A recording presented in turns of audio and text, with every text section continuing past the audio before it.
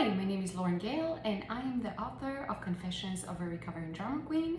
And I wanted to take a couple minutes today and talk about fear, how it shows up in your life, and how you show up for yourself and your fear.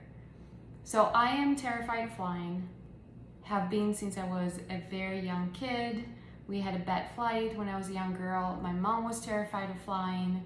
So flying has been a huge issue for me. I have been flying my whole life throughout the world by myself, but every flight, my brain tells me that the plane's gonna fall out of the sky.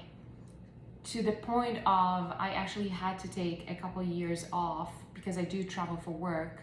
I had to take a couple years and just take the train because I couldn't get on another plane. So I would take the train from Los Angeles to Texas for 48 hours rather than stepping foot on a plane. Obviously that was not very effective. And then when I got another job, part of my territory was Hawaii. So there's no trains to Hawaii. So I had to get back on a plane, and I was grateful for that because it forced me to really face my fears. So yesterday, my smoke alarm went off. It was very loud, and my dog is terrified of that sound. She was shaking uncontrollably. She was crying. She was petrified. So what do? You comfort someone that's scared like that, right? Even though that fear is not real, and it wasn't, because I made sure and I called Southwest Gas and all that good stuff. She's terrified. The fear is real. So I nurtured her through that fear. I told her she's safe, she's okay. I hugged her. I gave her a lot of love. I didn't scold her. I didn't say, stop being afraid. There's nothing to be afraid of. So what do you do when you feel fear? Do you get frustrated with yourself? Do you get annoyed? Or do you treat yourself with patience and kindness? There's a lot of methods and tools that I've learned to get me through my flights. So from meditation, to prayer, to affirmation, to positive self-talk. So seriously talking to my fear and talking to that part of my mind that tells me that the plane's gonna crash in a really kind, nice way, I found is a lot more helpful than getting frustrated and angry with myself. Because emotions and feelings need to be acknowledged. And the minute you acknowledge them and you give them a voice, they usually just dissipate.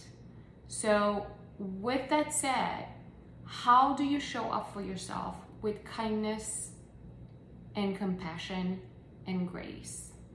Imagine your dog being afraid. Imagine your best friend. Imagine your child.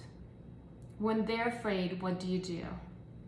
How can you show up in that same way for yourself? And by the way, being afraid doesn't mean that you shouldn't do, obviously, if there's a real fear, like you're afraid to cross a busy street, that's probably a reasonable fear. But if fear stops you from living your life, how can you take that step? How can you take that plane? Hypnosis is very effective. Self-talk is very effective. And I found for me, every time I take that step, every time I take a plane, I feel better. And when I land, I feel like I conquered my fear once again.